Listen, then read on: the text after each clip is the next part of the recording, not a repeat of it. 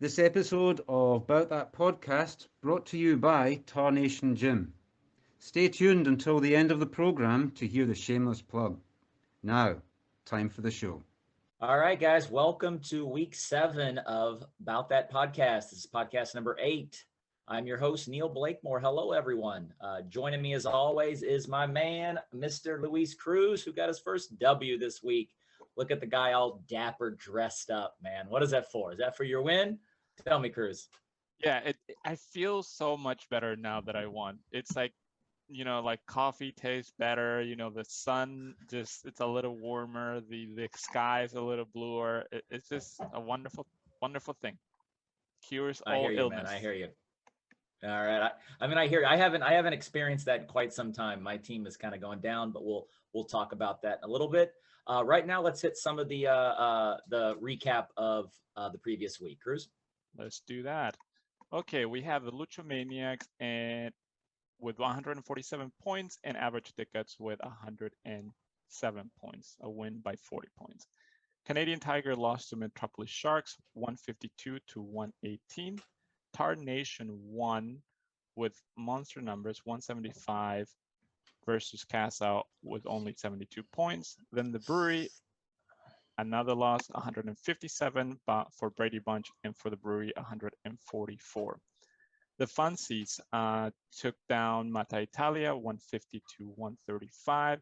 Haitian Killer took down his brother, Tinhaelia Mafia, 151 to 125. When we look at the standings after the last week, we have 5 teams, I believe, with 4-1. So we have Haitian Killer, Tar Nation, Metropolis Sharks, and Brady Sponge, all with 4 wins. So that is actually 4 teams. I've learned how to count today.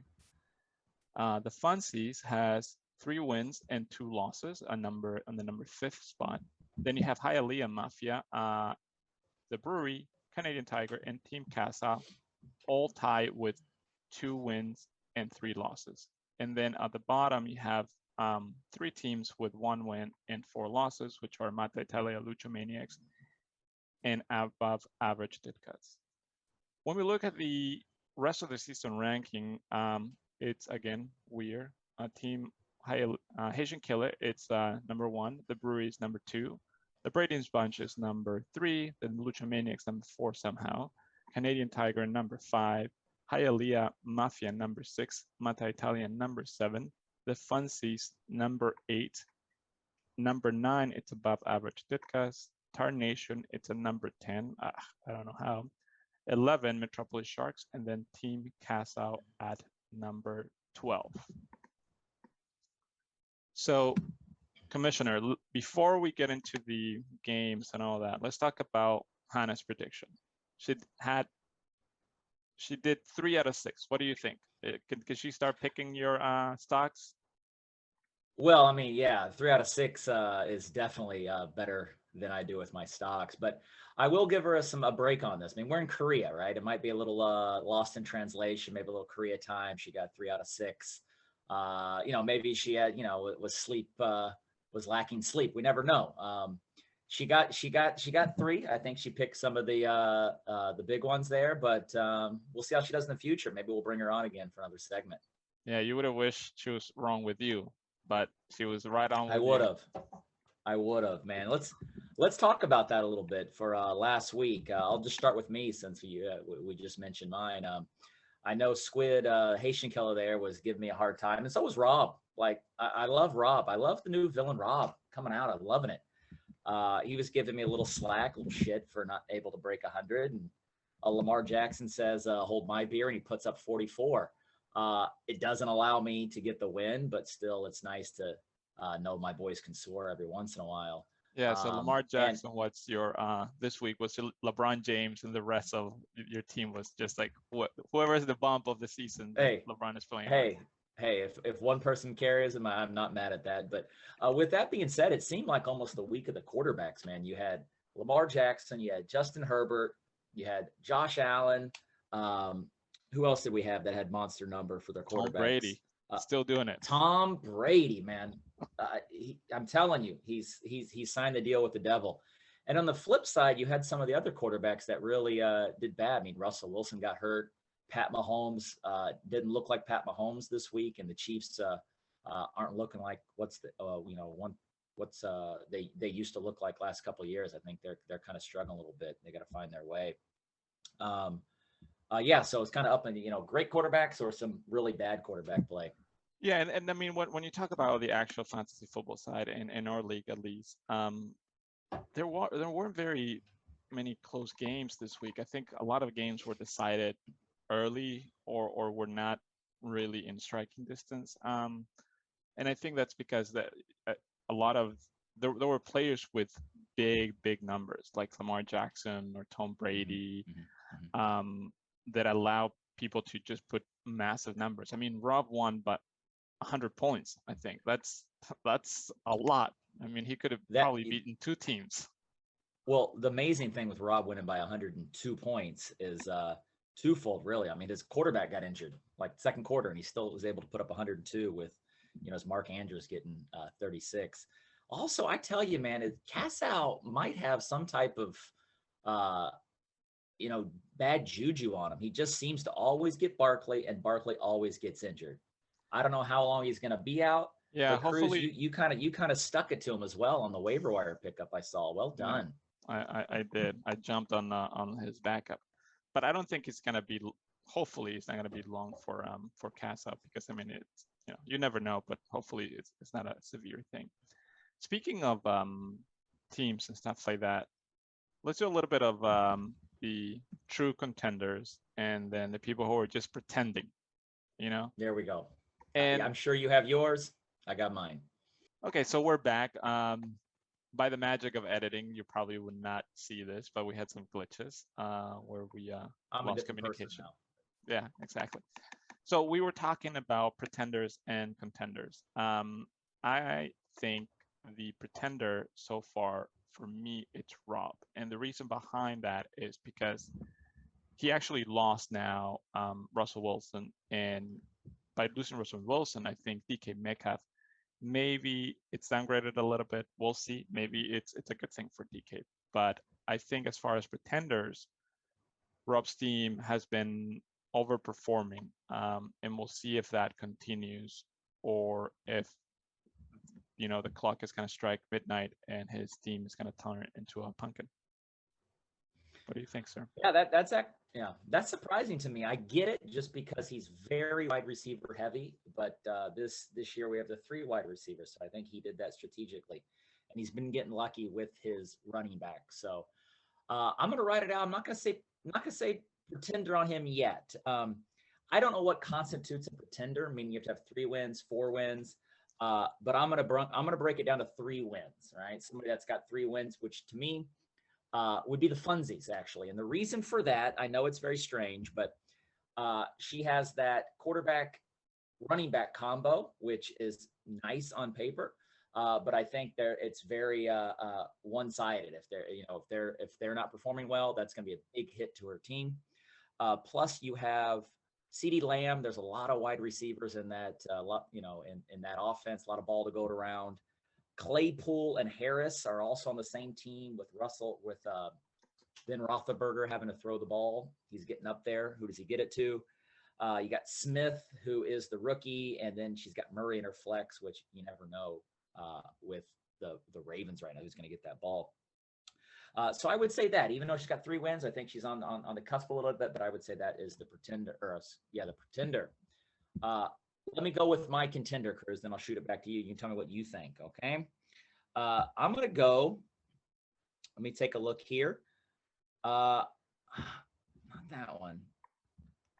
Cruz, why don't you go? I'm gonna kind of look through a little bit more. Well, I think you're gonna want to hear this, because I think one of the contenders, surprise, surprise, it's you. I was looking at your team, and Lamar Jackson, I think, is starting to look a little better. Kareem Hunt, it's definitely getting more involved. You have players that I think with your wide receivers that are better than what they have been doing with Adam Thielen and Diggs. We'll see if Pittman Jr. can keep up what he did last week. And then you have Aaron Jones, which we know he could produce incredible numbers. And now Miles Gaskin, and on top of that, Chris Carson, who's still injured. So I think you have a lot of weapons that, come 2 or 3 weeks from now, if they're all getting to gear, you could have a very strong team. But fantasy football, it's a fickle thing. So things on paper sometimes look weird. So we'll see. But that's who I have as a contender who's not doing so well at the moment. So I was looking through mine, and I appreciate that, Cruz. That makes a lot of sense. I would have picked myself as well because, why not? I have the best team still. As Pardo, he secret messages me that all the time. But I'm going to pick a guy that's going to surprise you. And I think the reason I'm saying this is because we have 6 teams allowed in the playoffs. So you make the playoffs, that's half the battle. So I'm going to go with the above average Dickas. That's going to sound weird to you. He's basically in last place with 1 win. He's had a couple bad matchups here and there. But he's got a good wide receiver staff. He's got McLaren, Godwin, Chase. Chase is coming on strong. And he's also got Sutton, who's very sneaky, can put up 20 on you easily. He's also had Dalvin Cook injured. We all know Dalvin Cook. That guy's a beast. He gets him back in the lineup. I think he can run off 3 or 4 wins right away and be right in the hunt there. So I'm going to give him as my contender. It's kind of a weird pick there. Yeah, but like I said, it's fantasy football was a fecal thing. So fecal. That's not the word that I was looking for. It is pretty shed though sometimes. It could be either one. Yeah, fecal or fecal. So yeah, either one. I'm gonna stick with that word. I like it. Either one's a good adjective there. It's very nice. Exactly. Well done. But we'll see. I mean, the season is still long, and onto that, this week we have a price week. Week 6 is the underdog week, which means that you have to score the least points and you get $20. I mean, Casso. So Casso is the contender for that one, huh? Yeah, I feel like the teams who are 1 and 4 are not gonna win that, even though they're supposed to win that. Yep. They're not gonna end up winning. Like just watch Ricardo stumble into the lowest points of the week and go home with $20. But that's easy. You score the lowest points this week, you get $20. We might think about it in terms of who's the underdog, because like I said, the season's long, and maybe somebody who's down right now can end up winning the whole thing. So that's it.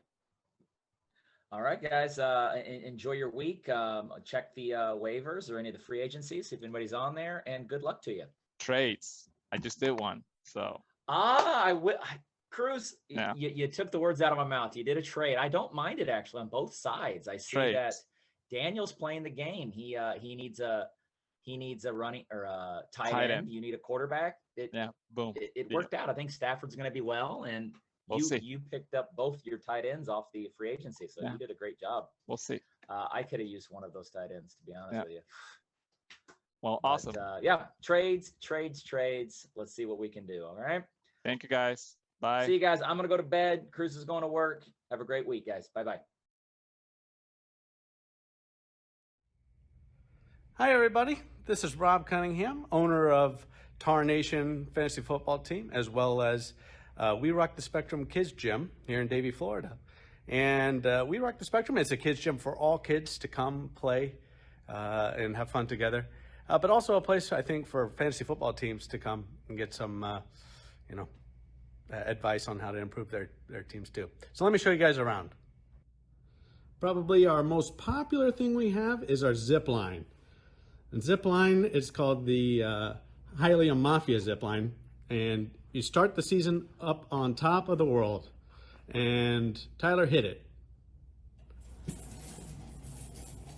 And over the course of the season, eventually, you kind of just crash it back at the bottom. It's a lot of fun, though. The kids love it. Over here is the brewery, rock wall, and monkey bars. And, kids have so much confidence when they start the monkey bars. And by the time they get to about the 4th or 5th rung, it just, they realize there's no way that they're going to make it. and they just end up crashing on the crash pad. But don't worry, the crash pads are filled with past season's championships to help ease the fall. Would you look at that? You know, after a lot of wear and tear, some of the toys we have in the gym start to break down, kind of like Dalvin Cook's ankle. But don't worry, I've got the Alexander Madison backup. We'll get it fixed up in no time. Speaking of which, is the brand new Dick model trampoline, and the kids love it. You know, they can really bounce high on this thing. And they think they can. They think they can touch the whole ceiling, but really, they really can go about, I don't know, 2 or 3 inches off the ground. But I just can't bring it myself to tell them that. You know, they got to keep their confidence up. Over here, we've got the Louis Cruz Luchomaniacs reading corner. And, you know, some of the kids that come in the gym, they don't want to play with all the cool things and have fun. They want to sit here and read books, look at statistics. And their parents are always like telling them how they can go have fun, but they just like to sit here and read books the whole time. But, yeah, teach his own. We've got the Haitian Killer imagination stations here. So kids can pretend like they're going to the grocery store or cooking food, or that they have the best football team. It's really adorable what they can come up with sometimes. We've got a bunch of different swings, and you know, they're really a lot of fun. Just be careful, or you might end up falling down, hurting your knee, like David Montgomery, landing on the IR. For the kids that like arts and crafts, we've got the Metropolis Sharks arts and crafts area. Most of the kids, by the time they come here, they've outgrown painting and drawing and comics and that sort of thing, but some kids still like to draw, and that's real cool. We've got the Funsies infant and toddler area. So kids that just kind of want to not take it seriously, come, have fun, make friends. We've got a little bit of something here, a lot of toys for the kids. And I don't know, it's never been my thing, but surprisingly it works. We've got a calm and quiet room because, you know, over the course of the fantasy football season, it can get a lot stressful. So teams like the Canadian Tiger or Brady's Bunch, they'll actually go in the quiet room and you won't hear from them for the whole season, or maybe after a big win. You never know, but it's real quiet from them most of the time. And then we have the Mata Italia and Team Casal bathroom section. Both do have changing tables in case you need to make trades, which I'd highly recommend at this point of the season for both. So there you have it, a grand tour of the whole place. Please come by, check us out. We do a lot of different activities here, birthday parties, you know, classes if you need fantasy football help. I would say, though, that dates are booking fast. I can tell you right off the top of my head, January 2nd and 3rd are already booked for Team Tarnation's championship celebration. But other than that, please give us a call. And remember, go Heels, go America. Whenever you're ready. Got it. By the way, before we start, why you look so nice, man? You got a date 8 in the morning? What's going on? No, I gotta go to work, and I told you this is just because my thing it was fluffy, so it's like I'm trying to make it straight. It was like this, you know. Yeah, your thing's floppy. I get it. I get it. Yeah, some of us have that problem in the morning. All right, sir. Here we go.